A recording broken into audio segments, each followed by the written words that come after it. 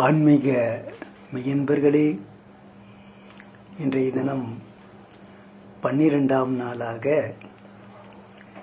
வெற்றிக்கு தேவை என்ன, இதுதான் இன்றைய செய்தி. ஜென்ரலாக வெற்றின்னு சொன்னால் அது சாதாரணமாக தான், ஒரு பெரிய விஷயமாக யாருமே எடுத்துக்க மாட்டா. போராடனா வெற்றி, இது மாதிரி ஒரு விஷயம்.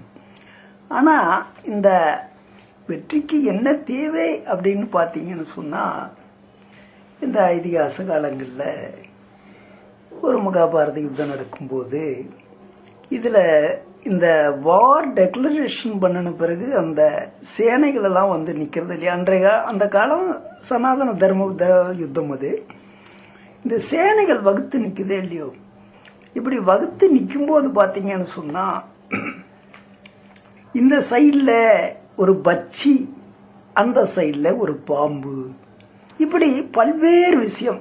அப்போ இவன் பாம்பு அமைக்கிறான் வியூகம்னா, அவன் பட்சி அமைப்பான் இத வியூகம். அப்போ அந்த பட்சியாகப்பட்டது இந்த பாம்பை தூக்கிட்டு போற அளவுக்கு சக்தி வாய்ந்தது. அப்ப இந்த பட்சியை தூக்கும் போது அந்த பாம்பு எப்படி தாக்க முடியும்? இந்த யுத்த தர்மம், இதை டாக்டிக்ஸ்ன்னு சொல்லக்கூடிய அந்த விஷயங்களை எல்லாம் கம்ப்ளீட் பரிபூர்ணமா தெரிஞ்சிருக்கணும். இந்த யுத்த காலத்துக்கு வந்த பிறகுதான் தெரியும் என்ன வியூகம் அமைச்சிருக்கிறான்னு, முதல்ல தெரியாது. அப்போ இப்படி அமைச்சிருக்கிறான்னு சொன்னா அந்த உடனே அதுக்கு ஒரு மாற்று எப்படி செய்யறது, இதெல்லாம் அந்த படைத்தலைவன், நம்மளுடைய மேஜர் ஜெனரல் இருக்காரு இல்லையா, அது மாதிரி அந்த படைத்தலைவன் கம்ப்ளீட் பிளான் பண்ணி அந்த ஸ்ருதின்னு சொல்லக்கூடிய அந்த வேர்டுக்கு ஏற்ற மாதிரி அந்த பாரத யுத்தத்துல அந்த ஒரே ஒரு வேர்டு, இன்றைய தினம் இது, இன்றைய தினம் இது. அப்ப இதை எடுத்து இப்படி அடிச்சால்தான் ஜெயிக்க முடியும். இந்த செஸ் போர்டு மாதிரி, இந்த ஆனந்த்னு ஒருத்தர் நடத்துறாரு, அந்த மாதிரி அந்த யுத்தம் நடக்கிறது கம்ப்ளீட் ஒரு மௌன புரட்சி மாதிரி தான். அந்த ஜெனரல் என்ன செய்வான்னு தெரியாது. இப்போ அது மாதிரி பீஷ்மர் என்ன செய்தாருன்னே தெரியாது, கண்ணன் என்ன செய்தாருன்னு யாருக்கும் தெரியாது. அப்போ கம்ப்ளீட் வியூகம் அமைச்ச பிறகுதான் எல்லாருக்கும் தெரியும், ஓஹோஹோ இன்றைய தினம் இதுதான் யுத்தம். அப்ப இந்த மௌனமா எவ்வளவு பெரிய சாதனையை பண்றாங்க ஜெயிக்கிறதுக்காக. இதே மாதிரி எல்லா விதமான விஷயங்கள் இன்னைக்கும் கூட நாம அந்த யுத்த காலங்கள்லாம் ஜெயிக்கிறதுக்கு என்னென்னலாம் பிளான் பண்ணி இருக்கிறோங்கிறது வந்து அந்த மேஜர் ஜெனரலுக்கு மட்டும்தான் தெரியும். அவர் தான் அதையெல்லாம் டிசைட் பண்ணி இந்த மாதிரி இது மாதிரி எல்லாம் இன்னைக்கு இப்படி இருக்கு இப்படி இருக்கு கம்ப்ளீட் கேதர் பண்ணி வச்சுட்டு, அப்போ இந்த சோல்ஜர்ஸ் எல்லாம் முன்னோக்கி போய் போராடி அந்த எதிரி நாட்டு விஷயங்களை கம்ப்ளீட் காலி பண்ணிட்டு இவர் முன்னோக்கி போவாங்க. அதுக்கு இவங்க தரைவழியா போய் அப்படி சண்டை போட்டு கம்ப்ளீட் அந்த ராஜாவை கைப்பற்றுறதுக்கு என்னெல்லாம் உதவி தேவை, அந்த உதவி தான் விமானப்படை, கப்பல் படை, இவங்கெல்லாம் அந்த தரைப்படைக்கு சப்போர்ட் பண்ணுவா. அப்ப இந்த யுத்தத்தை நடத்துறது யாரான்னு கேட்டீங்கன்னா அந்த மேஜர் ஜெனரல். அப்ப அவர் வந்து அந்த எப்படி இருந்தாலும் இந்த வெற்றியை அடைய முடியுங்கிறத கம்ப்ளீட் கேதர் பண்ணுவார். ஃபர்ஸ்ட் அவருக்குள்ளேயே அப்சர்வேஷன்.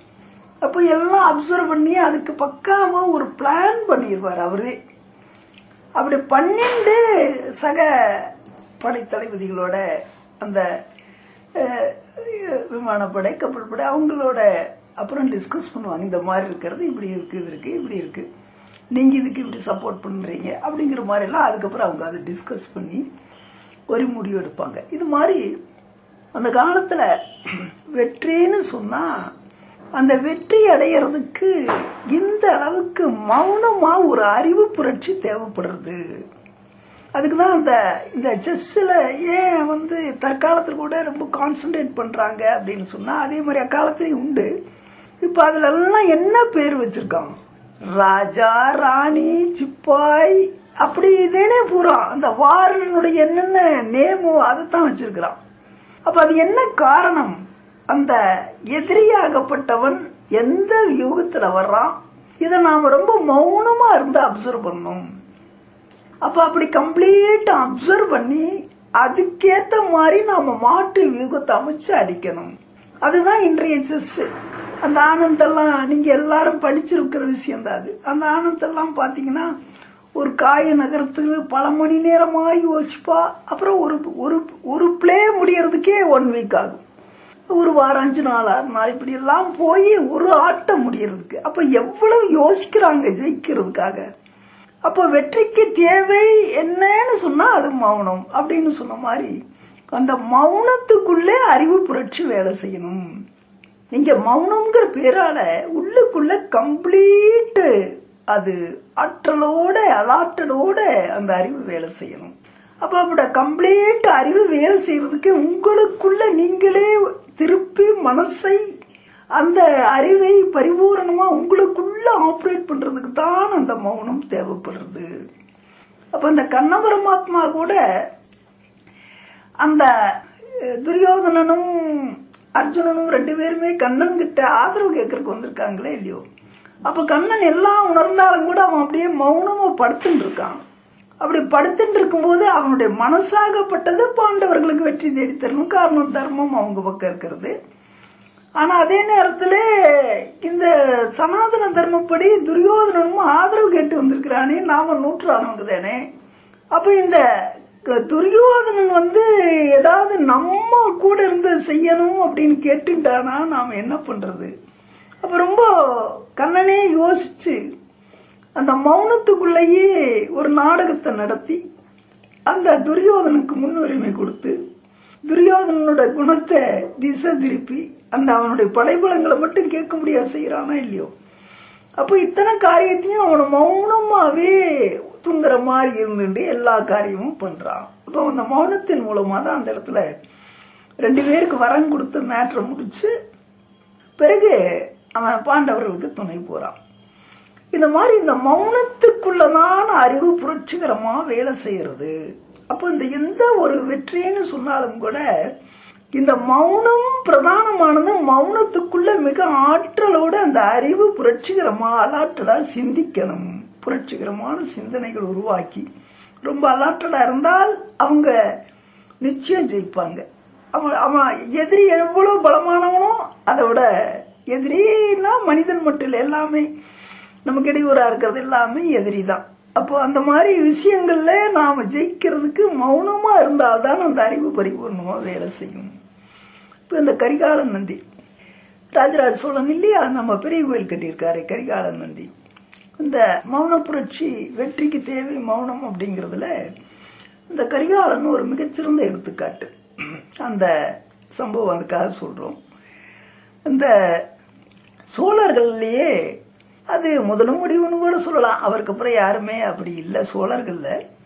இந்த கரிகாலன் அச்சீவ் பண்ண மாதிரி சாதனைகள் பண்ணி சக்கரவர்த்தியா ஒரு பெரிய சாம்ராஜ்யத்தை நிர்மாணிச்சு வழி நடத்தின மாதிரி வேற யாருமே செய்யல. அப்படி ஒரு சிறந்த ஒரு கரிகாலன் சோழர்களுக்கு எடுத்துக்காட்டானவன். அந்த கோயில் இன்றளவும் உலகளவுல இந்தியாவுக்கு ஒரு பெருமையா எடுத்துக்காட்டா இருக்கிறது. நித்தம் பாத்தீங்கன்னா வெளிநாட்டுல இருந்து யாராவது ஒரு மொத்த கூட்டத்தில் 5% வெளிநாட்டுக்காரன் இருந்துட்டே தான் இருப்பான். 5%, 2%, 3%. அந்த அளவுக்கு அது உலக பிரசித்தியாகவும் அதே மாதிரி அவனுடைய ராஜ்ய பரிபாலனத்திலையும் பல விஷயங்கள்ல. அப்போ அந்த பல விஷயங்கள்ல அவன் ராஜ்ய வழினா இப்போ 18 திருமுறை எல்லாம் அவன் இல்லைன்னா வந்தே சேர்ந்திருக்காது.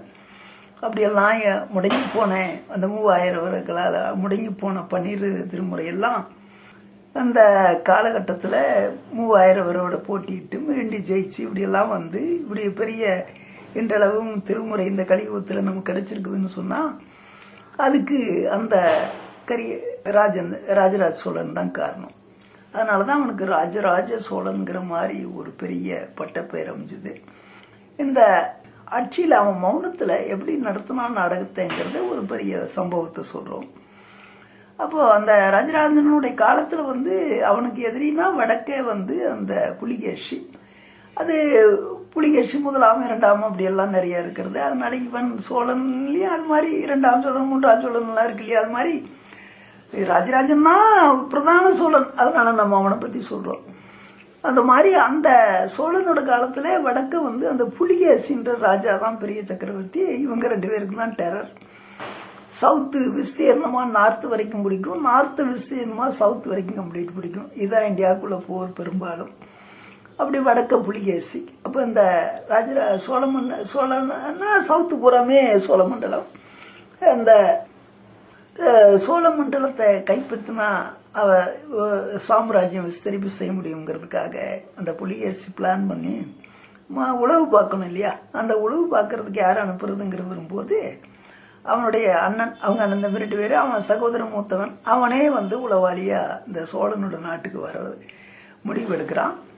பிறகு எல்லா வகையான இதையும் அவனுக்கு சொல்லிட்டு இப்படியெல்லாம் நான் அங்கே போய் இப்படி இருந்து பிறகு இப்படியெல்லாம் உனக்கு செய்தி அனுப்புவேன், நீ அந்த செய்தியெல்லாம் அப்பப்போ படித்து அதுக்கேற்ற மாதிரி கரெக்ட் பண்ணோம், கடைசியில் நான் படையெடுக்க சொல்லும்போது படையெடுக்கணும் அப்படிங்கிற மாதிரிலாம் 2 பேர் பேசி வச்சுட்டு அந்த சகோதரன் அந்த சோழனுடைய நாட்டுக்கு வரான். அப்படி அவனை சந்திக்க போகிறான், ராஜாவை சந்தித்து அரசவையில் வேலைக்கு சேர்ந்துடுங்கிற பிளானோட போகிறான். அப்படி போகும்போது அவன் எப்படி அந்த சோழனை சந்திக்கிறான்னா, அந்த காலத்தில் இந்த பிட்சுகள்லாம் ரொம்ப ஃபேமஸ்ஸு. அப்போது இந்த நாகநந்தி பிட்சு அப்படிங்கிற மாதிரி ஒரு சாமியாராக தான் அவன் சோழனை சந்திக்கிறான். அந்த சோழனா சாமியாரா இவன் போய் சந்திச்ச உடனேயே அந்த ஒரு சோழன் இவனை பார்த்து ரொம்ப ஆச்சரியப்பட்டு நிறைய எல்லாம் பேசி, ஆனால் இது நான் கடைசியில் சொல்கிறேன், ஆனால் அவனை பார்த்த உடனேயே சோழன் ஆஹா வந்துட்டானா அப்படின்னு நினைக்குது மனசு. அதான் அவனை ஆழ்ந்து கவனிக்கிறான். ஆஹா வந்துட்டானா, பிச்சு தோற்றத்திலேயே இருக்கிறானே அப்படின்னு அவன் மனசு நினைக்கிறது. அதான் முதல்ல அவனுக்குள்ள ஒரு அமைதியான ஆழ்ந்த பார்வை முதல்ல அந்த இவனை சந்திக்கும் போது. இதை எப்படிங்கிறது கடைசியில் சொல்கிறேன். அப்போது இந்த நாகநந்தி பிச்சுவா வந்திருக்கிற அந்த உளவாளி புலிகேசியோட பிரதர் நாகநந்தி சோழனோட வேலைக்கு வந்த மாதிரி எல்லாம் பேசுகிறான். சோழனும் ஒன்றும் தெரியாத மாதிரி அவங்ககிட்ட எல்லாம் பேசிட்டு பிறகு நீங்கள் ராஜ்யசபையிலேயே இருக்கலாம் அப்படின்னு இது பண்ணிட்டு அப்புறம் ராஜ்யசபையிலேயே அவனுக்கு ஒரு பெரிய விஐபி போஸ்ட்டை கொடுத்து உட்கார வச்சிடறான். பிறகு பெரிய அரசருடைய ஆலோசகர் அளவுக்கு ஒரு நெருக்கமான பதவியெல்லாம் கொடுத்துட்றான். எண்டு வரைக்கும் அந்த கதையை நாகநந்தி என்ன பண்ணுறான்ங்கிறதெல்லாம் அப்சர்வ் பண்ணிட்டு அதை ராஜராஜ சோழன் தன்னுடைய பாதையில் ஜெயிச்சுட்டே இருக்கிறான். தொடர்ந்து ஒரு கிளைமாக்ஸ் பாயிண்ட் வரும்போது இந்த ராஜ்யசபை கூட்டுறான், நாகநந்தியும் இருக்கார். அப்போ அந்த நாகநந்தியும் எல்லாரும் இருக்கும்போது அந்த ராஜராஜன் இந்த மதுராலோசனை சபையில் சொல்கிறார், நம்ம நாட்டு மேலே எதிரி படையெடுக்க தயாராகிட்டான், இப்போது இந்த வாரத்தில் படையெல்லாம் நம்ம எல்லைக்கோட்டுக்கு சேர்ந்துடும். இத்தனை அவசர காரியமாக இந்த போர் இப்படி திடீர் படையெடுப்பாக இருக்கும்போது இப்போ நம்ம தயார் பண்ணுறது கூட நமக்கு நேரம் இல்லை, இப்போ நாம் எப்படி இதை ஜெயிக்கிறது அப்படிங்கிற மாதிரி ஒரு டிஸ்கஷன் வச்சோடனே எல்லாருக்கும் பயங்கரமான அதிர்ச்சி. வார் வர்றதுக்கான சூழலே ஒன்றுமே தெரியலையே, இது என்ன திடீர்னு இப்படி வார் அப்படின்னு எல்லாருமே ரொம்ப அதிர்ச்சி அடைகிறான். அப்போது நம்ம நாட்டை கம்ப்ளீட்டு உளவு பார்த்து எல்லாம் சொல்லி இங்கேருந்து உளவு தகவல் எல்லாம் போய் அதுக்கேற்ற மாதிரி அவன் கம்ப்ளீட் தயாராக இருக்கிறான். அதை இப்போ படையெடுக்க போகிறான் அப்படிங்கிறதெல்லாம் விவரமாக சொல்கிறார். அப்போ இப்படி எல்லாம் ஒருத்தன் உளவு பார்த்துருக்கான், எல்லாம் பண்ணியிருக்கான், ராஜா எல்லாம் தெரிஞ்சு வச்சுருக்காரு அப்படிங்கிற மாதிரி எல்லாருக்கும் கொஞ்சம் அச்ச உணர்வும் கூட. ராஜாவுடைய அந்த அறிவு கூர்மையை எல்லாருமே கொஞ்சம் வியந்து தனித்தனியாக யோசிச்சுட்ருக்கா. அப்புறம் அப்போ அவர் சொல்கிறார், சரி இப்போ அந்த உளவாளியை நாம் கைப்பற்றிட்டா என்ன பண்ணுறது அப்படின்னு சொல்லும்போது அப்போ தான் எல்லாருக்குமே பயங்கரமான வேகம் வருது. நம்ம இந்த உளவாளி பிடிச்சிட்டோம் அப்படிங்கிற மாதிரி தெரிஞ்சோடனே அவனை பயங்கரமாக தண்டிச்சிடணும்னு ராஜ்யசபையில் எல்லாருமே கூப்பாடு போடுறான்.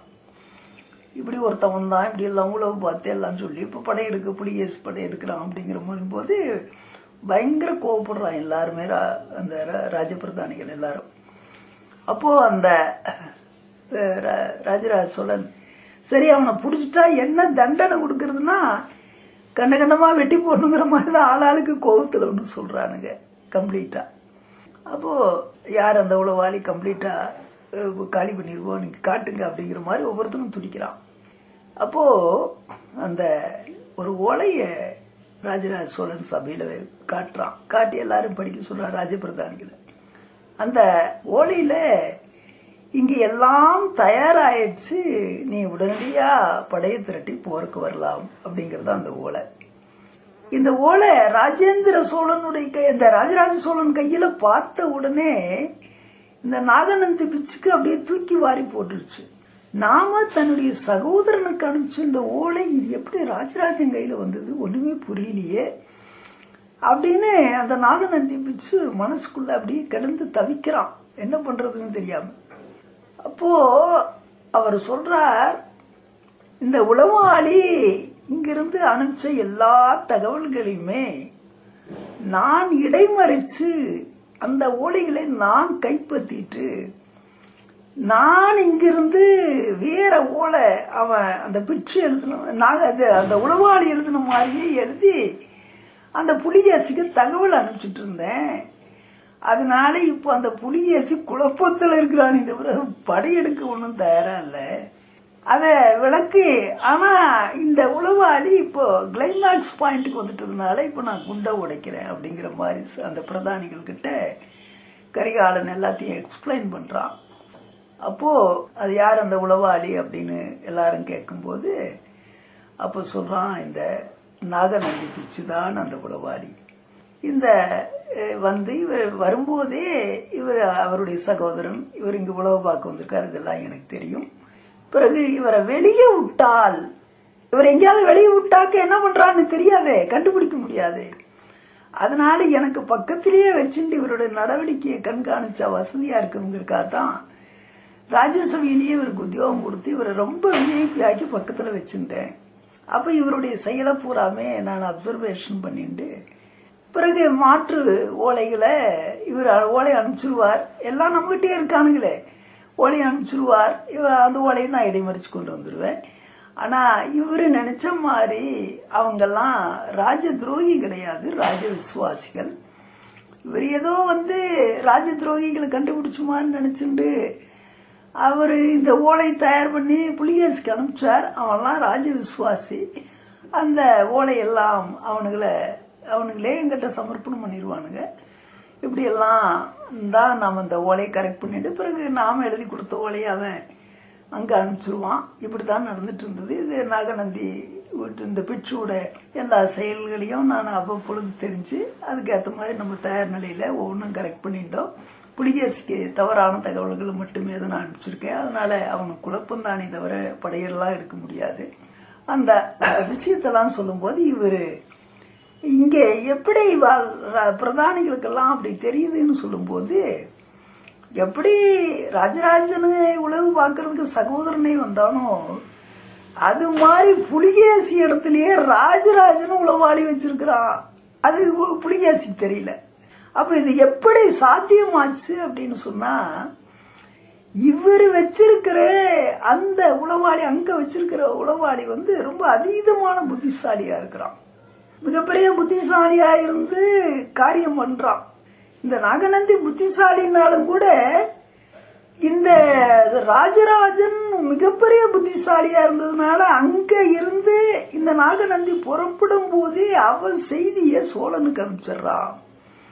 இப்படி அவன் பிரதரே உளவாளியா வர்றான், இப்படி உங்களை சந்திப்பான் அப்படிங்கறதெல்லாம் அவன் அனுப்பிச்சிடுறான். அதனால இவன் உஷாரா இருந்து அந்த கடைசி வரைக்கும் இவன் என்ன பண்றான்னு எல்லா காய் நகர்த்துறதையும் பார்த்து அந்த காய் எதுவும் செயல்பட்டு வர முடியாம கட் பண்ணி கரெக்ட் பண்ணி இது யாருக்குமே தெரியாத எண்டு வரைக்கும் அந்த கரிகாலன் சம்பவத்தை எடுத்துட்டு போறான். அப்ப அங்க இருக்கிற அந்த உளவாளிக்கு புலிகேசிக்கிட்டு இருக்கிற உளவாளிக்கு அதே மாதிரி இங்கிருந்து நாகநந்தி பிச்சு புலிகேசிக்கு அனுப்புற ஓலைகளை கொண்டுட்டு போற உளவாளின்னு இவன் நினைக்கிறான். ஆனா அவன் ராஜராஜனோட விசுவாசி. இந்த 3 பேருக்குள்ளதான் இந்த நாடகம் நடக்குது. அப்போ கிளைமேக்ஸ் பாயிண்ட்ல அவரு ராஜராஜன் போட்டு மந்திரி சபையில உடைக்கும் போதுதான் இந்த விஷயம் எல்லாருக்கும் தெரியும். அப்போ இந்த நாகநந்திய வெளியே விடாம பக்கத்திலேயே வச்சிருந்து என்ன பண்றான்னு எல்லாம் தெரிஞ்சு கடைசியில் இனி நீ படையெடுத்து வரலாம்னு சொல்லும் போது தானே குண்டை போட்டு உடைக்கிறார். அப்போ கடைசியில விளவெடுத்து போறான். அப்புறம் நீ பிச்சு அப்புறம் என்ன அவனுக்கு பனிஷ்மெண்ட்டுங்கிற வச்ச எல்லாரும் அவனை ரொம்ப கடும் தண்டனைகளை சொல்லும் போது இவர் ராஜராஜன் சொல்றான், அந்த ராஜராஜனுடைய கிரெடிட் சொல்றேன். அந்த பிட்சுடைய வேஷத்துல வந்திருக்கிறதுனால அவரை நாம் எதுவும் செய்ய வேண்டாம், அது ஒரு முறை இல்லை, புலிகேசிக்கிட்டே போட்டும் நாடு கடத்தி அனுப்பிச்சிருங்க அப்படிங்கிற மாதிரி அவங்க நாடு கடத்தில அவமானத்தால பிறகு அவன் புலிகேசிக்கிட்டே போறான், அவன் நாடு கடத்தப்பட்ட பிறகு. அப்போ இந்த இந்த அளவுக்கு ராஜராஜன் ஒரு அந்த பிட்சு வேஷத்துல வந்தது காரணத்துக்காகவே அவனை நாடு கடத்துறான், எந்த தண்டனையும் கொடுக்காம போது இப்படி ஆன்மீகமா ஒரு பெரிய கிரேட்டா இருக்கிறதுனாலதான் அவனால இந்த சாம்ராஜ்யத்தை இந்த அளவுக்கு நிலைச்சு நிறுத்தி இருக்க முடியுது. அப்போ இந்த உளவாளிகள் இவங்கிட்ட இருக்கிறவங்க எவ்வளவு விசுவாசியா இருக்கிற ராஜராஜன் கிட்ட புலிகேசியனோட சகோதரனை கூட இங்க மாட்டிக்கிறானே. அப்ப இந்த வெற்றி தோல்வி எப்படி இவ்வளவு பெரிய விஷயம் ராஜராஜனுக்கு கிடைக்குதுன்னு சொன்னா இவனுக்குள்ள இருக்கிற ஆன்மீகம். அப்ப அந்த அதீத ஆன்மீகத்தின் காரணமாக தான் மனசு கம்ப்ளீட் கண்ட்ரோல் பண்ணி வச்சுக்க முடியும். இந்த நரசிம்மராவ் கூட முன்னால ஏதோ ஒரு நாள் சொன்னேன், நீங்க அந்த அவரு 5 வருஷமும் ஆட்சி விட்டு இறங்குற வரைக்கும் பாத்தீங்கன்னா அவர் மனசுக்குள்ள என்ன நினைக்கிறாருன்னு எவனாலையுமே தெரிஞ்சுக்க முடியாது, அப்படிதானே அவர் இருந்தார். அந்த மாதிரி எந்த ஒரு வெற்றியை அடையணும்னு சொன்னாலும் கூட அந்த மௌனம் தான் முழுமையான வெற்றி உண்டாக்கி தரும். ஆனா அந்த மௌனத்துக்குள்ள அறிவு கம்ப்ளீட் அலாட்டடா இருக்கணும், அது சதா பிளான் பண்ணிட்டு யோசிச்சுட்டே இருக்கணும். அப்பதான் அந்த மௌனத்துல ஒரு பரிபூர்ணமான வெற்றியை உருவாக்க முடியும். என்ன பண்றான்னு எவனுக்கும் தெரியக்கூடாது, ஆனா உள்ளுக்குள்ள கம்ப்ளீட் யோசிச்சுட்டு இருக்கணும்.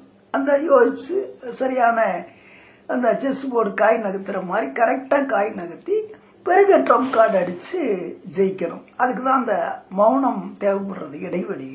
அந்த மாதிரி இந்த மௌனம் எவ்வளவு பெரிய ஆற்றல் வாய்ந்தது அப்படின்னு சொல்லும் போது அப்ப இந்த ஆன்மீகம் இல்லாம இந்த ஆற்றல் வராது. அதுக்குதான் அந்த திருமுறையெல்லாம் நான் சொன்னது காரணம், ராஜராஜன் கிட்ட அவ்வளவு பெரிய ஆன்மீகம் இருக்கிறது. அதனால அவனுடைய சகோதரி கூட அது மாதிரி மிகப்பெரிய ஆன்மீகவாதி. இந்த சிவாஜிக்கு அமைஞ்ச மாதிரி, மராட்டிய சிவாஜிக்கு அமைஞ்ச மாதிரி அந்த ஒரு பரிபூர்ணமான அந்த தாயார், அவங்க சகோதரி ஆனந்தமான இறை உணர்வு உள்ளவங்க, அவங்க மூலமா சகோதரன் வளர்க்கப்படுறான். இதெல்லாம் அப்ப சிவபெருமான் இந்த ராஜா அப்படிங்கிற மாதிரி சிவபெருமானே சோழமண்டல ராஜாங்கிற அளவுக்கு அவங்க எல்லாம் ஆன்மீகத்துல ஆழ்ந்த நிலையில இருந்ததுனாலதான் இப்படிப்பட்ட காரியங்களை எல்லாம் மௌனமா இருந்து மிகப்பெரிய ஆற்றலோட செயல்பட முடிஞ்சது. அப்ப இந்த மௌனம்னு சொன்னாலே ஒரு மிகப்பெரிய ஆன்மீகம், தியானம் அப்படிதான் சொல்லணும். பெரிய பெரிய ஆன்மீகம்னா அது தியானம் தானே, தியானம் தான் ஆன்மீகத்தினோட கிளைமாக்ஸ். அப்ப இந்த கிளைமாக்ஸ் சொல்லக்கூடிய அந்த தியானம், மௌனம் சொல்லக்கூடியது எப்படி ஒரு காரியம் பண்றது அப்படின்னா, இந்த சாதாரண நடைமுறையிலேயே கூட ஒரு விஷயத்தை நம்ம எடுத்துக்கலாம். இது மாதிரி காந்தி கூட மிகப்பெரிய சாதனையெல்லாம் அந்த தனிமையில அந்த ஆப்பிரிக்காவிலாம் சிந்திச்சு அப்புறம் இப்படியெல்லாம் செயல்பட்டு எந்த ஒரு விஷயத்தையும் தனிமையில இருந்து தான் சிந்திப்பார். அப்படியெல்லாம் அப்படி வாக் பண்ணிட்டே இருப்பார். அந்த எங்க இருந்தாலும் வாக் பண்ணிட்டே நிறைய யோசிச்சுக்கிட்டு இருப்பார். அப்படி நிறைய யோசிச்சு எதை எங்க செய்யறது, என்ன பண்றது எல்லாத்தையும் அவரே ஒரு டயக்ராம் பண்ணிட்டு பிறகு ஆக்டிவா மாறுவார். அது மாதிரி நிறைய அந்த மௌனத்துல தான் பல்வேறு விஷயங்களை காந்தி கூட, ஏன்னா நான் அவருடைய 12 வால்யூம் படிச்சிருக்கேன். அதெல்லாம் எதையும் நம்ம எழுந்து வாரியெல்லாம் சொல்றது கிடையாது. அதனாலதான் சொன்னேன், வருஷம் இந்த சன்னியாச வாழ்க்கையில் அவர் வீட்டுக்கு போய் அவருடைய நினைவு அந்த படத்துக்கு முன்னால பூவெல்லாம் வச்சு வணங்கிட்டு இருந்த வருஷத்துல ஒரு வாட்டி போய் அப்படிங்கிற மாதிரி எல்லாம் சொன்னேன். அந்த அளவுக்கு அவரு அந்த சும்மா வாக் பண்ணிட்டு இருக்கிற மாதிரி தெரியும், ஆனா அனைத்து விஷயங்கள்லயும் கம்ப்ளீட் சர்வை பண்ணி எப்படி எதை ஜெயிக்க முடியும் இதெல்லாம் அவர் மைண்ட் ரொம்ப அலாட்டடாவே அறிவுபூர்வமா இருப்பார். அப்போ பார்த்தா வெறுமனே வாக் பண்ற மாதிரி இருந்தாலும் கூட, குறுக்க முறுக்குன்னு இருந்தா கூட அவரு அந்த மௌனத்துக்குள்ள ஒரு அறிவு புரட்சி தான் நடத்திட்டு இருப்பார். அது மாதிரி ரொம்ப ஒரு அற்புதமான மகான் அவர் காந்தி கூட. மார்க்ஸ் கூட அது மாதிரி தான். அது மாதிரி இந்த தற்காலத்துல இந்த விஜயேந்திரர், காஞ்சிமட விஜயேந்திரர் அந்த இளையவர், அந்த ஹரித்வார்ல ஒரு பெரிய கான்ஃபரன்ஸ் அவருடைய தலைமையில் நடந்து, இதெல்லாம் அடிக்கடி நடக்கிறது தான். அப்போ இந்தியாவில் இருந்து வெளிநாடுகளில் போன ஒரு பெரிய பெரிய சயின்டிஸ்ட்கள்லாம் சேர்த்து வருஷத்தில் ஒரு வாட்டி இந்தியாவில் அசம்பிள் ஆகி எல்லாம் டிஸ்கஸ் பண்ணுறா. அது மாதிரி ஒரு விஷயம்லாம் அங்கே நடக்கிறது. அதில் அந்த சம்பவம், அன்றைய மாநாடு மாதிரி நடந்த அந்த சம்பவத்துக்கு அந்த விஜயேந்திரர் தலைமையாக இருக்கிறார். இப்போ வெளிநாடுகள்ல இருந்து வந்த இந்தியர்கள் எல்லாரும் அந்த இந்தியாவிலேருந்து அங்கே போய் வேலை செய்கிறா. பிறகு எல்லாம் இந்தியாவிலே வந்து இங்கே அசம்பிள் ஆகி இங்கே இருக்கிற இன்ஜினியர் அவங்க எல்லாரும் ரொம்ப விஐபியான இன்ஜினியர்ஸ் எல்லாம் கலந்துரையாடல் மாதிரி கான்ஃபரன்ஸ் அதுக்கு அவர் இருக்கார். அப்போது அந்த மாநாடு ஸ்டார்ட் ஆனோடனே எல்லாருமே நிறையா விஷயங்கள்லாம் சொல்கிறா. இப்படியெல்லாம் பல்வேறு விஷயங்கள் சொல்லி இதுக்கெல்லாம் என்ன தியரி அப்படிங்கிற மாதிரி ஒரு கேள்வி மாதிரி அவர்கிட்ட விஜயேந்திரகிட்ட எல்லாரும் கொஸ்டின் போடுறா. அப்போ எல்லாரும் பேசி முடிச்சதுக்கப்புறம் அந்த விஜயேந்திரன் ஸ்டார்ட் பண்ண ஆரம்பித்த உடனே என்ன சொல்கிறாருன்னா, நீங்கள் சொன்ன எல்லா விஷயங்கள்லையுமே ஜெயிக்கணும்னு சொன்னால் அதுக்கு தேவை தியானம். அவங்க தான் சொன்னாங்க. நீங்கள் சொன்ன எல்லா விஷயங்களுக்கும் எது சொல்யூஷன், எப்படி வெற்றி கிடைக்கும்னா அந்த பிரச்சனைகளில் தியானம் ஒன்னே வழி அப்படின்னு சொல்கிறார். அப்படின்னா அப்போ தியானம்னாலே அமைதி தானே, பரிபூர்ணமான அமைதி, தனிமை, இதுதான் தியானம். அப்போ அந்த அமைதியான சூழல், மௌனமான சூழல், அதுக்குள்ளே தியானம், அதுதான் அறிவு புரட்சி. தியானம்னாலே ஆன்மீகம் கலந்துருக்கு, அங்கே அறிவு இறைவனோட கலந்து அறிவுபூர்வமாக புரட்சிகரமாக சிந்திக்கிறார், அதை ஜெயிக்கிறதுக்காக. அப்படி அவர் எடுத்தோன்னே சொன்னது தியானம். எல்லா பிரச்சனையும் ஜெயிக்கணும்னா தியானம் தேவை அப்படிங்கிறது தான் சொல்லிட்டு இந்த தியானம் என்னெல்லாம் செய்யும், எப்படி அந்த தியானம் பண்ணணும், இதை பற்றியெல்லாம் ரொம்ப நேரம் மணிக்கணக்கில் பேசினார். நான் ரொம்ப நேரம் இல்லை, கொஞ்ச நேரம் இருந்துட்டு போயிட்டேன் அது மாதிரி. ஆனால் அந்த விஜயேந்திரர் கூட அந்த கான்ஃபரன்ஸில் இத்தனை கேள்விகளுக்கும் பதில் சொல்லும்போது முதல் எடுத்தோன்னே தியானம்தான் இதுக்கு எல்லாத்துக்குமே வழிங்கிறது தான் முதல் பதிலாகவே சொன்னார். பிறகு அந்த தியானத்தை பற்றி விளக்கி சொன்னார். அந்த மௌனங்கிறது அப்போ இந்த வெற்றிக்கு எவ்வளோ பெரிய ஒரு அத்தியாவசியமானது அப்படிங்கிறது தான் அவர் எடுத்துக்காட்டாக சொல்கிறார். இதே மாதிரி நமக்கு இந்த இந்தியா பூராமே இருக்கிறத பர்டிகுலராக தமிழகத்தில் சொல்லலாம்.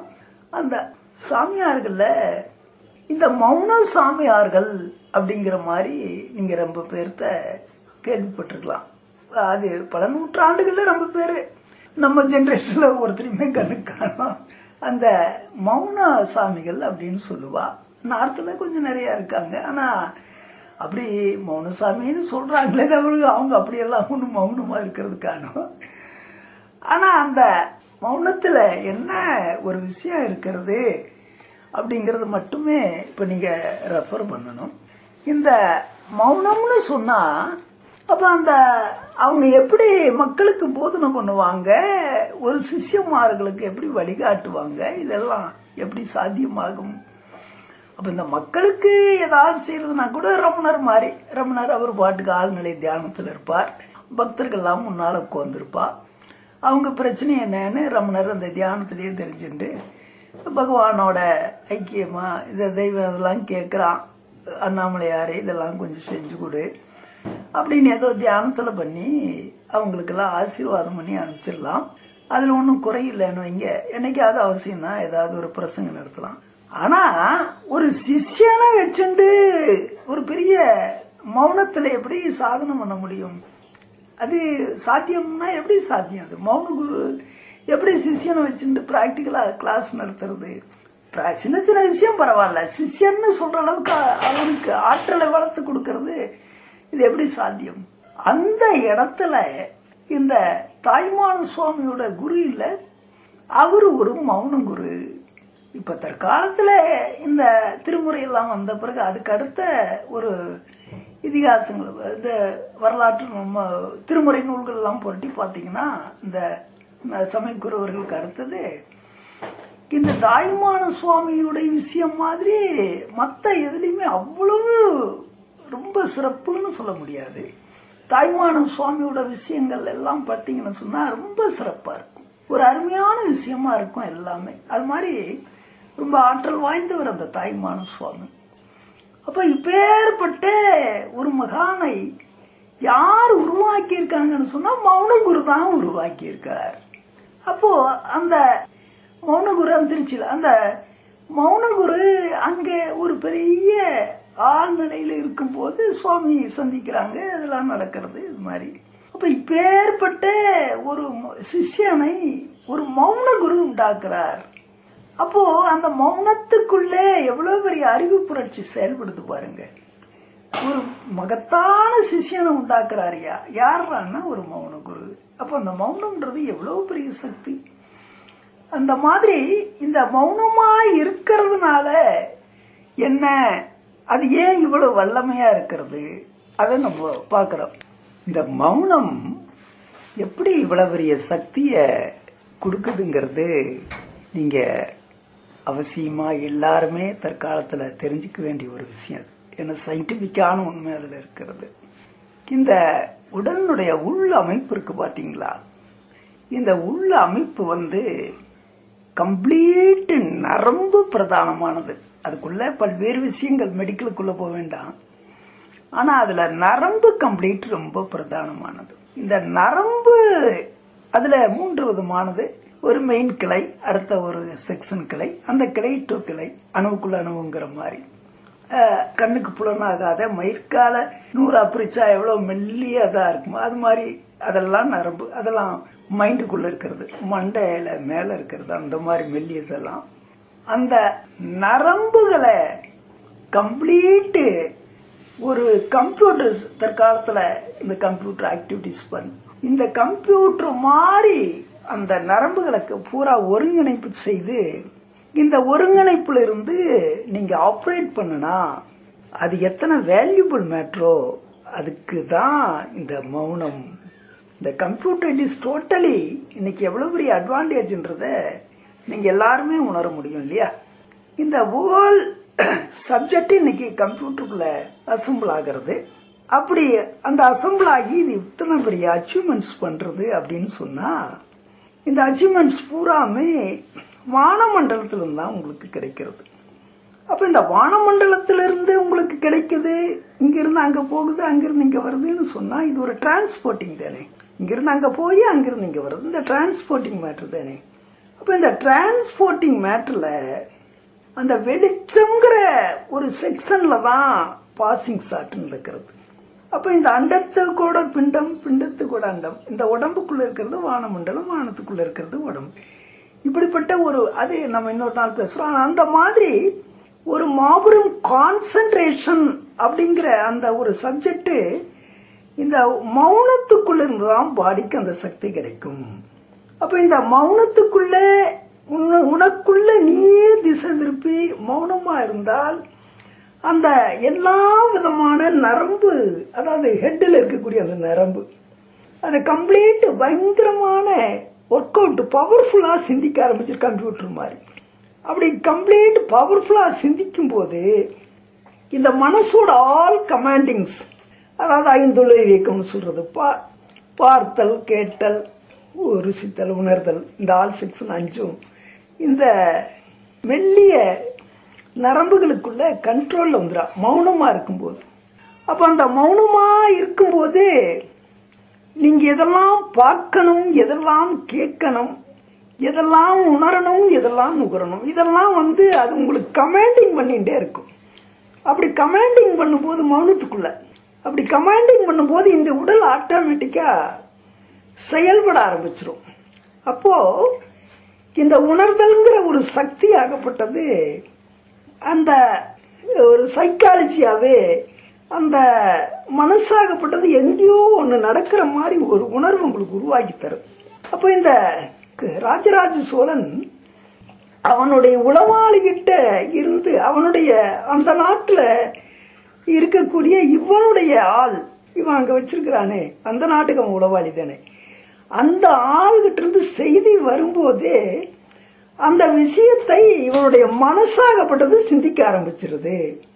அப்ப சிந்திக்க ஆரம்பிக்கும் போதே அந்த அறிவு அலாட்டடுங்கிறது அதான். சிந்திக்க ஆரம்பிக்கும் போதே அப்போ என்ன மாதிரி கேரக்டர்கள் எப்படியெல்லாம் இருப்பான், அவன் எப்படி சிந்திப்பான், செஸ் போர்டு மாதிரி இப்படி எல்லாம் அந்த அறிவு உள்ளுக்குள்ள அலாட்டட வேலை செய்யறதுக்கு ஒரு சின்ன கருப்பொருள் அது ஒண்ணுதான் அங்க இருக்கிற உளவாளி இவனுடைய ஆள் தகவல் அனுப்பிச்சானே தவிர பாக்கி எல்லாமே அந்த சோழனோட மூளைதான் வேலை செய்யுது.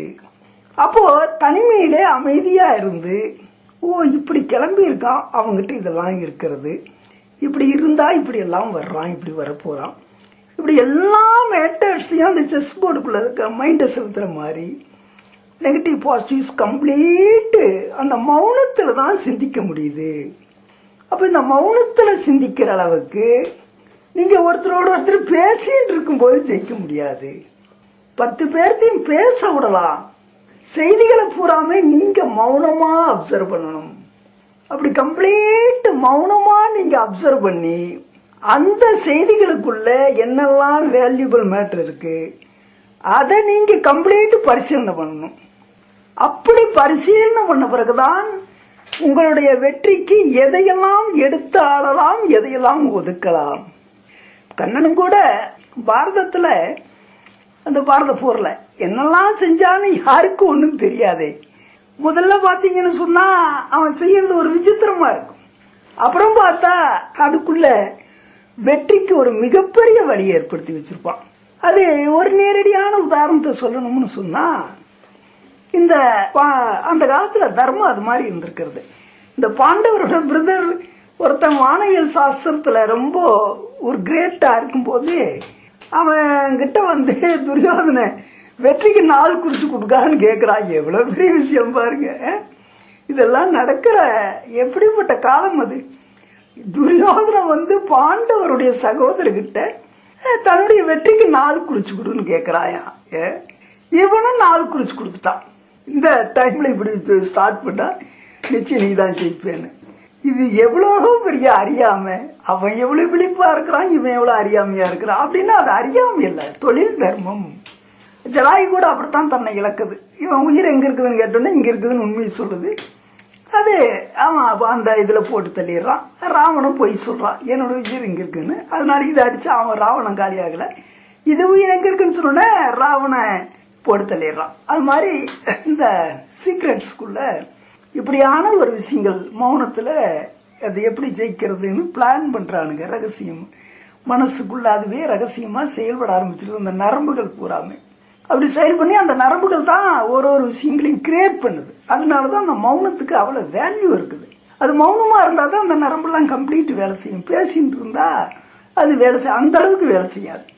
அப்போ இந்த கண்ண பரமாத்மா என்ன அந்த பாரத யுத்தத்துல அமாவாசை அன்னைக்கு இவன் இப்படி பண்ணி நாள் குறிச்சு கொடுத்தான்னா அவன் என்ன பண்றான் கண்ணன் அவதாரம் நாள் கூட இந்த மனித குலத்துக்கு வழிகாட்டுவதற்காகத்தான் அந்த சம்மாரி சம்பவங்கள் எல்லாம் இருக்கிறது. அந்த அமாவாசைக்கு முத்திருந்தாலே தர்ப்பணம் கொடுக்கிறாரு கண்ண பரமாத்மா. அப்போ சூரிய சந்திரன் வந்து என்ன இது நாளைக்கு தானே நீ எப்படி இன்னைக்கு தர்ற அப்படின்னா, அப்போ இந்த அமாவாசைனா என்ன, நீங்க 2 பேரும் சேர்ந்த அமாவாசை, இப்பதான் 2 பேரும் சேர்ந்து தானே இருக்கிறீங்க, அப்ப நான் இப்ப தர்ப்பணம் பண்ணிருக்கல என்ன தப்பு இருக்குது அப்படிங்கிற மாதிரி உடனடியா ஒரு விளக்கத்தை சொல்றார். ஒரு சுற்றமான விளக்கம்னு வச்சுக்கோங்க. ஆனா ஒவ்வொரு விஷயங்கள்லயுமே இப்படி ரொம்ப மௌனமா இருந்து ஆழ்ந்து கவனிச்சுட்டு இருந்தாதான் நாம் அதுக்கு என்ன பண்றது அப்படிங்கிற மாதிரி எல்லாருக்குமே புரியும். அந்த எண்டுல வெற்றின்னு வரும்போது அந்த வெற்றியினுடைய எண்டுல தான் எதையுமே புரிஞ்சுக்க முடியும். அது வரைக்கும் மௌனமா இருந்துட்டு உள்ளுக்குள்ள அறிவு அலாட்டடா இருந்து செயல்படணும். அதுதான் ரொம்ப முக்கியம். அது மாதிரி கண்ணன் ஒவ்வொரு இடங்கள்லையுமே பாண்டவர்கள் சார்பா மற்ற சூழல் இதெல்லாம் நடக்கக்கூடிய தவறுகளை கவனிச்ச உடனே அதெல்லாம் எப்படி ரெக்டிஃபை பண்றதுன்னு எதையும் யாருக்கிட்டையும் சொல்லாம அவரே அதுக்கு மௌனமா இருந்து ஒரு தீர்வு யோசிச்சு பிறகு அதை நடைமுறைப்படுத்தின பிறகு அது எண்டில் தான் அதனால என்ன பிரயோஜனம் ஆச்சுங்கிறது மற்றவங்களுக்கு தெரியும்.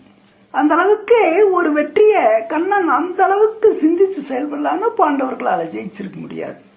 அப்படி அவ்வளவு பெரிய காரியம் பண்ணானா அது எல்லாருக்கும் எல்லாம் தெரியுமானா ஒன்னும் தெரியாது. எண்டில் வரைக்கும் கூட ஒன்னும் தெரியாது. கண்ணன் என்னென்னலாம் பண்ணான்னு எல்லாருக்கும் தெரியாது.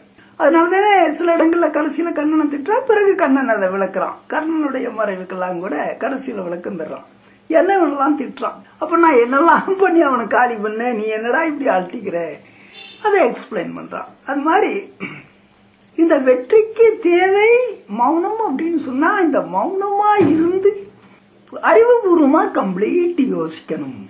அப்போ அந்த அறிவுபூர்வமா கம்ப்ளீட் யோசிச்சு ஒரு சரியான டயக்ராம் போடுறதுக்கு மௌனம் தேவை. அப்ப எல்லாம் நாம அப்சர்வ் பண்ணணும். மற்றவெல்லாம் பேசுறதே என்ன இருக்குங்கிறதே எல்லாம் தெரியணும், படிக்கணும். அவனுக்கு பேசுறது கேட்கணும். ஆனா அதை நாம மௌனமா இருந்து கம்ப்ளீட் கேதர் பண்ணி அதுக்குள்ள நாம டயக்ராம் போட்டு காய் நகர்த்தி பிறகு அந்த ஆயுதங்களை பஞ்ச் பண்ணா மட்டும்தான் எதிரியை நாம வீழ்த்த முடியும். அப்படின்னு சொன்னா இந்த வெற்றிக்கு என்ன தேவை அப்படின்னு சொன்னா மௌனம் தான் தேவை. மௌனம்னா நாம தூங்கி போறதுக்கு பேரு மௌனம் அல்ல. மௌனம்னு சொல்லிட்டு நாம பாட்டுக்கு தேவையான உட்காந்துட்டு இருந்தா அவன் நம்மள அடிச்சு தள்ளிட்டு போயிடுவான். அந்த மௌனமா இருந்து உள்ளுக்குள்ள அறிவு கம்ப்ளீட் அலர்ட்டடா இருக்கணும். அப்ப யாரார் என்னென்ன பண்றான் நம்மளை வீழ்த்துறதுக்கு அப்படிங்கறது பூரா கேதர் பண்ணி அந்த எதிரியை நாம எப்படி அடிச்சு உடைக்கிறது, இத ரொம்ப சைலண்டா இருந்து நாம சிந்திக்கும் போது அப்ப அந்த எதிரிக்கு நாம என்ன பண்றோம்னே ஒன்னும் தெரியாது. அப்படி ஒரு மௌன புரட்சியில நாம எதிரியை வீழ்த்தும் போது அதுல கிடைக்கக்கூடிய ஒரு வெற்றி வாய்ச்சவடால் அடிச்சுண்டு என்ன சில காலத்துல பாப்புறீங்களே, இவன் ஒன்னு வார்த்தை விட்டா 9 வார்த்தை விடுவான். வாய்ச்சவடாலேயே கம்ப்ளீட் போயிட்டு இருக்குமே தவிர ஒரு காரியம் ஒன்னும் உருப்படியா இருக்காது. அது மாதிரி இருந்தால் அப்படி ஜெயிக்க முடியாது. சின்ன சின்ன குழாயிடுச்சுட்டா வேற விஷயம். அது அதுல வெற்றி தோல்வி என்ன இருக்கு. ஆனா மேஜர் மேட்டர் அப்படின்னு வரும்போது பாத்தீங்கன்னா இப்படி அந்த மேட்டரை எதிரிகளை வீழ்த்துறதுக்கு காரியங்கள்ல ஜெயிக்கிறதுக்கு நமக்கு மௌனமா இருந்து நமக்கு நாமே பிளான் பண்ணி அந்த பிளானுக்கு ஒரு வடிவு கொடுத்து அதுல நாம இயங்கினாதான் மட்டும்தான் எதிரிகளையும் எதிர் நிக்கிற பிரச்சனைகளையும் நமக்கு எதிர்க்கல நிக்கக்கூடிய பிரச்சனைகளை ஜெயிக்கிறதும் ஒன்னே, எதிரிகளை ஜெயிக்கிறதும் ஒன்னே, எல்லாமே ஒண்ணுதான். அப்ப நமக்கு வெற்றி தேவை. நமக்கு எதிர்த்து நின்று நம்மை போராடக்கூடிய விஷயங்கள்ல இருந்து நாம மீண்டு வெற்றி அடையணும். அதுதான் முக்கியம். அப்ப அந்த வெற்றிக்கு என்ன தேவை அப்படின்னு சொன்னா மௌனம். அந்த மௌனத்துக்குள்ள அறிவு புரட்சிகரமா சிந்திக்கணும். அதான் ரொம்ப அலர்ட்டடா இருக்கணும். அதுதான் முக்கியம். அப்ப இந்த வெற்றிக்கு என்ன தேவைன்னு சொன்னா நிச்சயமா மௌனம். அந்த மௌனத்துக்குள்ள அறிவு புரட்சிகரமா சதா காலமும் இயங்கிட்டு இருக்கணும். இது ரொம்ப முக்கியம். இந்த மௌனம் அப்படின்னு சொல்ற மாதிரியே கலெக்ஷன் அப்படிங்கறதும் ரொம்ப முக்கியம். இந்த மௌனத்துக்கு எப்படி ஒரு பரிபூர்ணமான ஒரு பாடிக்குள்ள செயலை ஏற்படுத்துறதுக்கு கலெக்ஷன் அப்படிங்கிறீங்களோ, ஏன்னா திடீர்னு மௌனம் வந்துடாது இல்லையா. அப்ப பலதரப்பட்ட பயிற்சி. அப்ப அந்த பயிற்சிய எப்படியெல்லாம் சேகரம் பண்றது, அப்ப இப்படியெல்லாம் பயிற்சி எடுத்துட்டாதான் மௌனம் நிலைக்கும். அது ரொம்ப முக்கியமான ஒரு மேட்ரு. அது மௌனம்ன்றது நம்ம நினைச்ச மாதிரி வந்துடாது. அப்ப அந்த மௌனமா இருக்கிறதுக்கு என்னென்ன வகையா செயல்பட்டால் அந்த மௌனம் நமக்கு கிடைக்கும், அது ரொம்ப முக்கியம். அத கலெக்ஷன் சொன்னேன். அப்போ இந்த மௌனமா இருக்கிறதுக்கு இந்த பாடியை பிராக்டிக்கலா தயார் பண்ணோம்னு சொன்னா இந்த பல்வேறு வகையா இந்த காலத்துல சில சன்னியாசிகள் ஆசிரம் மாதிரி ஒரு பேர்ல நாடு பூரா உலகம் பூராவும் இப்படி எல்லாம் செய்யறவங்க எல்லாம் இருக்காங்க. அதுல அந்த பத்மாசனம் இதெல்லாம் ரிஷிகளுக்கு சொந்தமான ஒரு விஷயம். அந்த பத்மாசனம் வடிவத்துல இந்த அமைதியா இருக்கிறதுக்கு ஒரு தியான பயிற்சி எல்லாம் தர்றாங்க.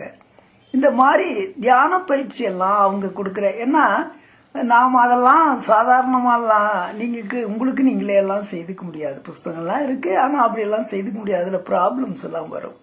அப்போ இந்த மாதிரி ஒரு பயிற்சி எல்லாம் அங்கங்க இப்போ நாடு பூரா இருக்கு, உலகம் பூரா இருக்கிறது, நாடு பூரா இருக்கிறதுல என்ன பெரிய விஷயம். அது மாதிரி அந்த மாதிரி சாமியாருக்கு யாராவது நடத்துறதுல நீங்க ஜாயின் பண்ணிட்டு அந்த பத்மாசனம் மாதிரி பிராக்டிஸ் எல்லாம் எடுத்துட்டு மனசை ஒருநிலைப்படுத்தி பிறகு அதை அடுத்த கட்டமான வெற்றிக்கு போகிறதுக்கு நீங்க பயிற்சி எடுக்கணும். இதெல்லாம் பயிற்சி. இதெல்லாம் இந்த கராத்தே மாதிரி விஷயங்கள்லாம் இந்த 36 ஆம்பர் ஆஃப் சாலூன் மாதிரி மேட்டர்லாம் பார்த்தீங்கன்னு சொன்னா அந்த பெரிய பெரிய யுத்த வீரர்கள்லாம் கூட இந்த மனசை அமைதிப்படுத்துறதுக்காக காலையில சூரிய உதய நேரங்கள் எல்லாம் பாத்தீங்கன்னா ரொம்ப ஆழ்நிலை தியானம் பண்ணுவா. அப்படி எல்லாம் தியானம் பண்ணி மனசை ஒருநிலைப்படுத்தி ஒரு கான்சென்ட்ரேட் பவர் எல்லாம் ஏற்பட்டவங்க தான் அந்த சாலூன் மாதிரி ஒரு ஃபைட்டிங் மேட்டர், அந்த கராத்தே அதுலாம் சொல்றாங்க இல்லையா, அதுல ரொம்ப சுப்பீரியர் மேட்டர் சில பயிற்சி எல்லாம் இருக்கிறது. அதெல்லாம் செய்யறவங்க பாத்தீங்கன்னா காலையில நேரங்கள்ல மாலை நேரங்கள்ல எல்லாம் தியானம் பண்ணுவாங்க மனசை ஒருநிலைப்படுத்துறதுக்காக. அப்படியெல்லாம் மனசு ஒருநிலைப்பட்ட நிலையில தான் அந்த பயிற்சி பொருட்களை எல்லாம் நீங்க நடைமுறைப்படுத்த முடியும். அவங்களால தான் அதை ஜெயிக்க முடியும், சரியா செய்யவும் முடியும். அப்போ இதுக்கெல்லாம் என்னன்னு கேட்டீங்கன்னா, பிராக்டிக்கலாவே உடலுக்குள்ள ஒரு பயிற்சி தேவை. அப்ப இந்த மௌனமா இருக்கிறதுக்கு என்னென்னலாம் தேவைன்னு நாம சேகரம் பண்ணி அதை நடைமுறைப்படுத்தி அதை இந்த உடம்ப பிராக்டிக்கலா கொண்டுட்டு வரணும். அப்படி பிராக்டிக்கலா கொண்டுட்டு வர்றதுக்கு தான் இந்த பயிற்சி. அப்ப இந்த பயிற்சிங்கும் போது பல்வேறு செக்ஷன்ல இந்த மாதிரி சாமியார் நடத்துற அந்த பத்மாசனம் மாதிரி ஒரு விஷயம்லாம் இருக்கிறது. அதுல இது நமக்கு கண்ணுக்கு தெரிஞ்சதுனால இந்த விஷயங்களை சொல்றோம். அதுல சிலதெல்லாம் பாத்தீங்கன்னா அந்த ரொம்ப எக்ஸ்ட்ரீம் மேட்டர்லாம் இருக்குது. இந்த மனசை ஒருநிலைப்படுத்தணுங்கிற இந்த காரணத்துக்காக சன்னியாசிகள் மாதிரி ரொம்ப எக்ஸ்ட்ரீமான விஷயங்கள் எல்லாம் தொடக்கூடாது. அப்படி தொட்டா நான் பல பேர்த்த பார்த்துருக்கேன். அப்படி தொட்டா என்ன ஆகும்னு கேட்டீங்கன்னா, பாடியில ஓவரால் ஹீட் ஆகும். ஒரு சன்னியாசிகளுக்கு தான் பாடியில எவ்வளவு ஹீட் ஆனாலும் அது கட்டுப்படுத்த முடியும். ஏன்னா அவன் இந்த இந்திரிய கட்டுப்பாடு உள்ளது. அதனால அவனுக்கு அது ஒரு பெரிய விஷயமா இருக்காது. குளிர்ந்த பிரதேசங்களுக்கு போகும்போது அது கான்சன்ட்ரேட் ஆகிற மாதிரி வெயில் அவாய்ட் பண்ணி எல்லாம் போவான். அது மாதிரி ஒரு கிரகஸ்தர்களுக்கு அது பொருந்தாது.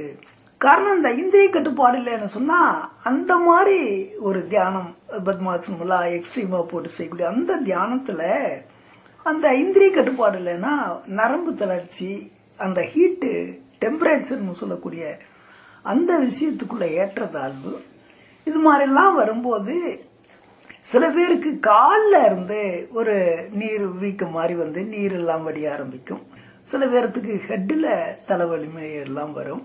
இப்படி அந்த சின்ன சின்ன உபாதைகள்லாம் ரைஸ் ஆகி அப்புறம் அதெல்லாம் கண்ட்ரோல் பண்ணி போராடி அப்புறம் மெடிக்கலாலாம் அதுக்கு அக்கப்பூர் எடுத்து, அதனால நமக்கு இந்த மௌனமா இருந்து ஒரு விஷயத்த சிந்திக்கிறதுக்கு மனசை எப்படி கட்டுப்படுத்துறதுக்கு போய் அந்த மாதிரி பயிற்சி எல்லாம் ஒன்றும் தேவையில்லை.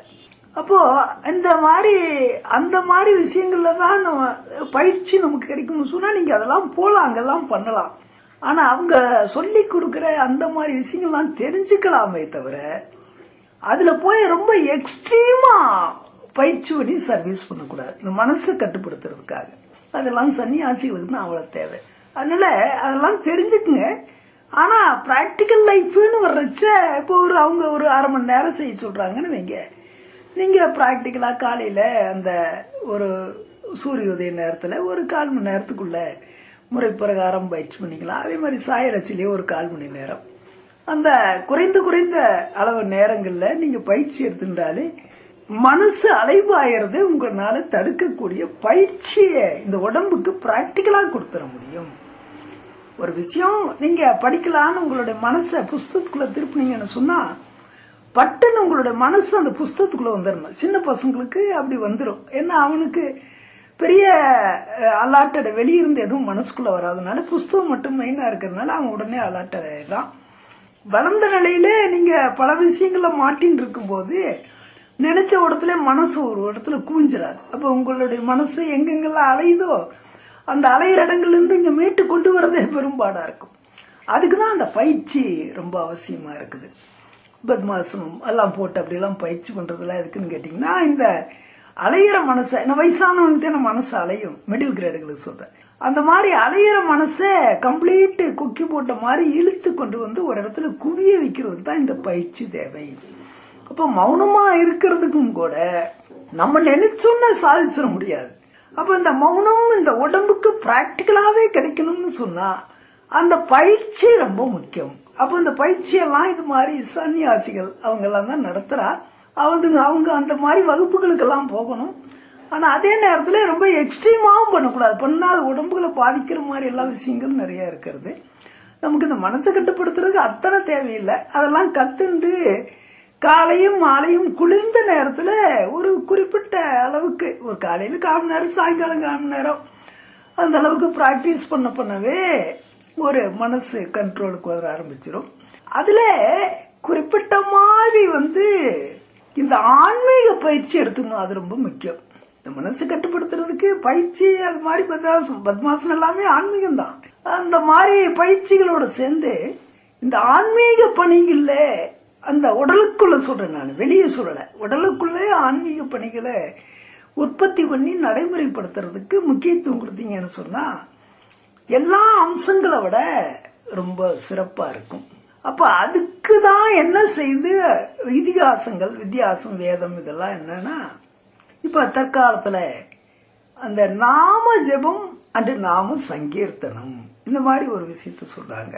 அப்ப இந்த நாம ஜெபம் அப்படின்னு சொல்லும் போது நீங்க ஏதாவது ஒரு தனிமையான சர்க்கிள்ல வீட்டுக்குள்ள சாயங்கால நேரத்துல ஒரு யாரும் தொந்தரவு இல்லாத மாதிரி ஃப்ரீயா இருக்கும்போது பகவானு அந்த சில பேர் பார்த்தீங்கன்னா ஹரேராம மாதிரி இருக்கிறவங்கலாம் ஏதாவது அந்த ஜெபம் பண்ணிகிட்டே இருப்பா, ஏதாவது வேலைக்கு மதியில பண்ணிகிட்டே இருப்பா. அப்போ எந்த சூழலையுமே மனசை இழுத்து கொண்டு வந்து உங்களுடைய இடத்து கண்ட்ரோல்ல வைக்கக்கூடிய பவரை பிராக்டிக்கலா பண்ணிட்டே இருக்கீங்க. இந்த உடலாகப்பட்டது எதுலையாவது செயல்பட்டாலும் கூட அதிலிருந்து மீண்டு வந்து இந்த மனசுக்குள்ளேயே உங்களுடைய சிந்தனைகள் எல்லாம் குவியும்படியா மனசுன்ற ஒரு ஜங்ஷன் பிளேஸ், ஒரு வட்டம், ஒரு கம்ப்யூட்டர் டயக்ராம், இதுக்குள்ள உங்களுடைய சிந்தனைகள்ங்கிறதெல்லாம் அவுட் ஆஃப்ல கம்ப்ளீட் ஓடிட்டு இருக்கிற எல்லா கதிர்களையும் இழுத்து கொண்டு வந்து அந்த வட்டத்துக்குள்ள சங்கமம் பண்றது, ஜங்ஷன், அந்த மாதிரி இழுத்து கொண்டு வர்றதுக்கு தான் அந்த பயிற்சி. அப்ப அது வந்து ஏதாவது ஒரு வேலைகளை பண்ணிட்டே நாம ஜெபம் பண்ணும்போது முதல்ல அந்த சிந்தனைகள் எங்கேயாவது ஓடிண்டே தான் இருக்கும். பயிற்சி பண்ண பண்ண பண்ண அத பழக்கத்தை ஏற்படுத்த வருஷம் மாசம் வருஷம் அப்படி போகும்போது நீங்க ஜெபம் பண்ண ஆரம்பிச்சீங்கனாலே மனசு கம்ப்ளீட் உங்களுடைய கண்ட்ரோலுக்குள்ள வந்துடும். அப்படி வரும்போது தான் காலப்போக்கில் மௌனம் உங்களுக்கு கைவரப்பெறும். அப்படியே பயிற்சி, பல்வேறு விதமான பயிற்சிகளின் மூலமா அதெல்லாம் சமுதாயத்தில் நிறைய வழிகாட்டுதல் இருக்கு. அந்த மௌனமா இருக்கிறதுக்கு என்ன ஒரு மாதிரி பயிற்சி எல்லாம் அதை நீங்க நடைமுறைப்பட, எல்லாத்த விட ஆன்மீகம் ரொம்ப முக்கியம். ஆன்மீகத்தினுடைய கிளாஸ் எவ்வளவு போனாலும் அது அமைதியா இருக்கிறதுக்கு வழி கிடைக்கும்னு வச்சுக்கோங்க. அப்படி மௌனமா இருந்து பிறகு அந்த மௌனத்தின் மூலமா அறிவுபூர்வமா யோசிச்சு பிறகு அந்த அறிவை வாழ்க்கையில எல்லா வகையான பிரச்சனைகள்லையும் மனுஷன் ஏத்து நிக்கிறது மட்டும் வெற்றியா? அது இல்ல. எல்லா விஷயங்களும் குடும்பத்துல வறுமை வருது, அங்க போராடி ஜெயிக்கணும். அப்ப அந்த வறுமைன்றது உன்னை எதிர்த்து போர் பண்ணுது, அந்த வறுமையை ஜெயிக்கணும்.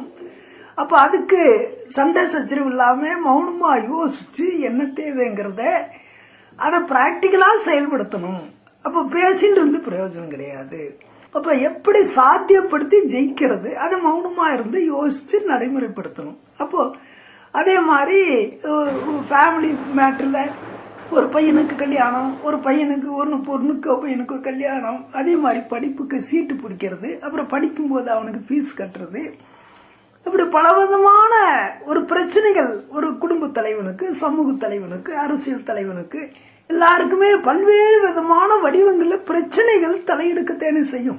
அப்ப அந்த பிரச்சனைகள் தலையெடுக்கும் போது அந்த பிரச்சனைகள்ல இருந்து நாம ஜெயிக்கிறதுக்கு என்ன செய்யணும் அப்படின்னு சொல்லும் போது நாம நமக்குள்ளேயே மௌனமா இருந்து எல்லாத்தையும் கிரியேட் பண்ணும். இப்போ ஒரு 10 ரூபா நமக்கு பணம் தேவைன்னு வச்சுக்கோங்க. இப்ப இந்த 10 ரூபாய் எங்க போனா கிடைக்கும், முதல்ல நாம நமக்குள்ள சர்வே பண்ணணும். அதை விட்டுண்டு விரும்பனே மனசு அலைபாயிற மாதிரி நம்ம உடலும் அலைஞ்சால் டைம் வேஸ்ட் தவிர அந்த 10 ரூபாய் கிடைக்காது. அப்போ முதல்ல மௌனமா இருந்து நாம சர்வே பண்ணணும். அப்ப இந்த 10 ரூபா நம்ம சர்க்கிள்ல எவங்கிட்ட போனா கிடைக்கும், முதல்ல நாம அதை செலக்ட் பண்ணணும். சஜஷன் அது மௌனமா இருந்துதான் நாம சிந்திக்கணும். அப்போ அந்த வியூவை யாரே என்ன எல்லாத்தையும் ஒரு கரெக்ட் பண்ணி ஒரு ஆர்டர் பண்ணிட்டு 1 விட்டு 1 எல்லாத்திட்டையும் போகணும். எங்க கிடைச்சதோ அதோட நிறுத்திக்கலாம், கிடைக்கலன்னா அடுத்ததுக்கு போகணும். இப்படி ஒரு நமக்கு வேணுங்கிற சர்க்கிளை எல்லாம் டயக்ராம் பண்ணி பக்காவா பண்ணிட்டு அப்படி போற இடத்துல என்ன காரணத்தை சொல்லி எப்படி கேட்கறது அதெல்லாம் பிளான் பண்ணி செயல்படுத்தணும். அதுக்கெல்லாம் அந்த அமைதி தேவை. அப்போ மௌனம், அந்த மௌனமா இருந்துட்டு அது சும்மா பட்டுன்னு கேட்டுன்னு கொடுத்துட மாட்டானே. அப்ப அதை வாங்கறதுக்கு எப்படி எல்லாம் நம்ம அதை அணுகணும், எப்படி பேசணும், எப்படி கேட்கணும். 10 ரூபான்னு ஒரு பேச்சுக்கு சொல்ற, 10 லட்சம் 10 கோடி 10,000 கோடி எல்லாம் ஒண்ணு தானே. அது மாதிரி அத எந்தெந்த சப்ஜெக்டோ அந்தந்த சப்ஜெக்டுக்கு அது மாதிரி எப்படி பேசணும், என்ன பண்ணணும், அதுக்கு யாரெல்லாம் சப்போர்ட்டா இருக்கணும், இந்த விஷயங்கள் எல்லாம் முதல்ல நம்ம மௌனமா இருந்து ஒரு டயக்ராம் பண்ணிக்கணும். அப்படியெல்லாம் கரெக்டா பக்காவா டயக்ராம் பண்ணிட்டு யாராவது தேவைன்னு நமக்கு பட்டா தேவையானவனு சேர்த்தணும், தேவையில்லைன்னு பட்டா தனிமையில போகணும். போயிட்டு அந்த 10 ரூபாய்க்காக அதை கொடுக்கறவங்கிட்ட போராடி அந்த நம்ம டயக்ராம் பண்ண ட்ராக்ல இருந்து எடுத்து காரியங்களை பஞ்ச் பண்ணிட்டே இருக்கணும். ஆயுதம் மாதிரி அவன் எந்தெந்த வடிவத்துல வந்தாலும் அதுக்கு மாற்று வடிவங்களை ஆயுதம் விடுற மாதிரி நம்ம வார்த்தைகளை போட்டுட்டே இருக்கணும். அவன் இல்லைன்னு 100 விதமா சொன்னாலும் நமக்கு தேவைன்னு 100 விதமா பதில் சொல்லணும். எந்த ஒரு பதிலுக்கும் நாம மாற்று பதில சொல்லி சொல்லி பேச்சு வளர்த்துட்டே இருக்கணுமே தவிர கடைசியில் அவன் சடைஞ்சு போய் நாம கேட்டது கொடுத்துற நிலைமைக்கு போராடணும். இப்படி ஒரு விஷயங்கள்லையும் அப்படி அந்த அவன் கழுத்தை பிடிச்சி தள்ளுற அளவுக்கு பேசினா அப்புறம் நாம எப்படி 100 வார்த்தை பேசுறது? அப்ப என்ன பேசினாலும் நாம பேசினா அவன் நம்மள புடனாயேன்னு சொல்லக்கூடிய அளவுக்கு இல்லாம ஒரு இறக்க சிந்தனை ஏற்படுத்துற அளவுக்கு வார்த்தைகளை எல்லாம் ரொம்ப பக்குவமா போடக்கூடிய பிராக்டிஸ் பண்ணிடணும். அப்ப அவன் என்னதான் இல்லைன்னு சொன்னாலும் எப்படி சொன்னாலும் அதெல்லாம் ரொம்ப பொறுமையா எந்தெந்த வார்த்தைக்கு எதை பதில் போடுறது அப்படிங்கிற மாதிரி மௌனமாவே எல்லாம் தயார் பண்ணிட்டு போயிருக்கேன் இல்லையா? அப்ப எல்லாம் கரெக்டா பதில் சொல்லி சொல்லி அவனுக்கே சடைஞ்சு போய் இருந்தா கொடுத்துடணும். அப்படி ஒரு நிலைக்கு அவனை கொண்டு விட்டுறணும். அப்ப இதெல்லாம் எப்படி சாத்தியப்படுத்தும்னா நம்ம மௌனமா இருந்து எல்லாம் டயக்ராம் போட்டுட்டு அந்த ரூட்ல போகணும். பிறகு அந்த ரூட்ல போய் வார்த்தைகளால அந்த ஆயுதம் தொடுத்து கரெக்டா ட்ரம்ப் கார்டு அடிக்கும் போது இருந்தா கொடுத்துருவான், மாற்றம் கிடையாது. இதே மாதிரி ஒரு விஷயங்களையும் ஒரு பையனுக்கு காலேஜுக்கு சீட்டு பிடிக்க போறோம், அதே மாதிரி ஒரு கல்யாணத்துக்கு பொண்ணு பார்க்க போறோம். இப்படி ஒரு மேட்டர்கள்லையுமே அதுக்குள்ள என்னென்ன இருக்கு, அதுக்குள்ள என்ன தேவை, அப்ப அது நமக்கு கிடைக்கிறதுக்கு சாதகமானது எது, பாதகமானது எது, இதையெல்லாம் நாம மௌனமா இருந்து எல்லாத்தையும் டயக்ராம் பண்ணிட்டு போகணும். அந்த டயக்ராம் பண்ணி அப்புறம் போய் அந்த சீட்ல உட்கார்ந்து பேசும்போது வரக்கூடிய எல்லா செயல்பாடுகளையும் பேச்சாற்றல சொல்றேன்.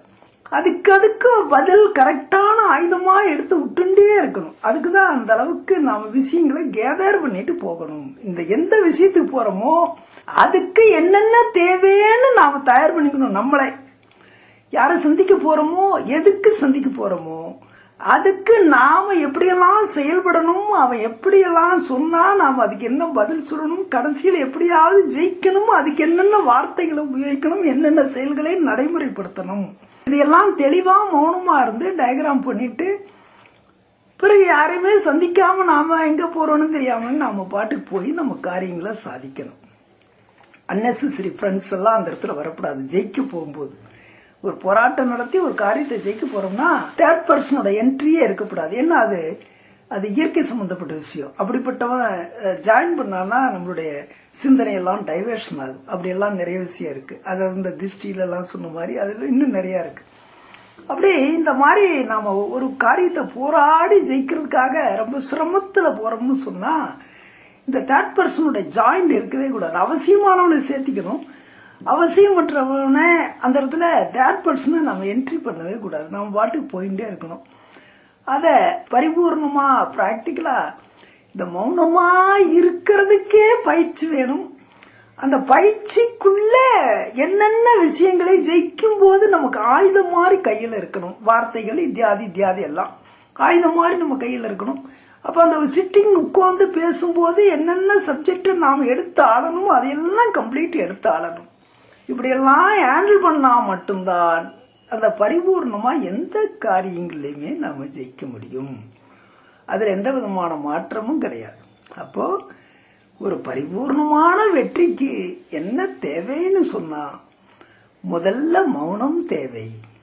அப்ப அந்த மௌனத்தை நாம எப்படி உருவாக்க முடியும் அப்படிங்கக்கூடிய பயிற்சி தேவை. அப்ப இந்த பிராக்டிக்கலா உடம்பு நமக்கு கட்டுப்படுற அளவுக்கு பயிற்சி பண்ணி பண்ணி பண்ணி மௌனத்தை இந்த உடம்பு அடையும்படியான ஒரு வல்லமை முதல்ல ஏற்படுத்தணும். அப்படி வல்லமை ஏற்படுத்தின அந்த மௌனத்தை இந்த உடம்பு புலநடக்கத்துக்குள்ள வந்து சேர்ந்துருச்சுன்னு சொன்னா பிறகு இந்த மௌனத்துக்குள்ள இருந்து எந்தெந்த காரியங்களை ஜெயிக்கிறதுக்கு நாம போறோமோ அந்தந்த காரியங்களுக்கு என்னென்னலாம் ஆயுதங்கள் தேவை. பேச்சாற்றல சொல்றேன். என்னென்ன நம்ம போறது அந்தந்த சப்ஜெக்டுக்கு ஏற்ற மாதிரி என்னென்ன தேவைன்றது கேதார் பண்ணு போகணும். அப்படி இந்தந்த ஆயுதங்கள் இருந்தாதான் இந்த யுத்தத்துல ஜெயிக்க முடியுங்கிற மாதிரி நம்ம போற விஷயத்துக்கு ஏற்ற மாதிரி எல்லா மேட்டையும் தயார் பண்ணிட்டு போகணும். அப்படி போனால் அந்த சிட்டிங்ல அவன் என்னென்ன கேட்கிறானோ எல்லாத்தையும் டக்கு டக்குன்னு கொடுக்கணும். அதே மாதிரி அவனோட கேள்விக்கு பதில் சொல்லணும்.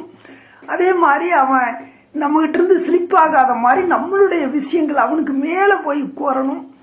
இப்படியெல்லாம் ரொம்ப திறமையா ஹேண்டில் பண்ணும்போது அந்த சிட்டிங் மீட்டிங் சொல்றேன், அந்த எப்பேற்பட்ட விஷயமா இருந்தாலும் ஒரு பணம் கடை வாங்க போறதோ, வரன் வாங்க போறதோ, பையனுக்கு சீட்டு பிடிக்க போறதோ, இது மாதிரி எந்த காரியங்களா இருந்தாலும் அந்த காரியங்களை அந்தந்த விஷயத்துக்கு ஏற்ற மாதிரி சப்ஜெக்டை தயார் பண்ணிட்டு போனால் நம்மளுடைய பேச்சு ஆற்றலால நிச்சயமா ஜெயிக்க முடியும்.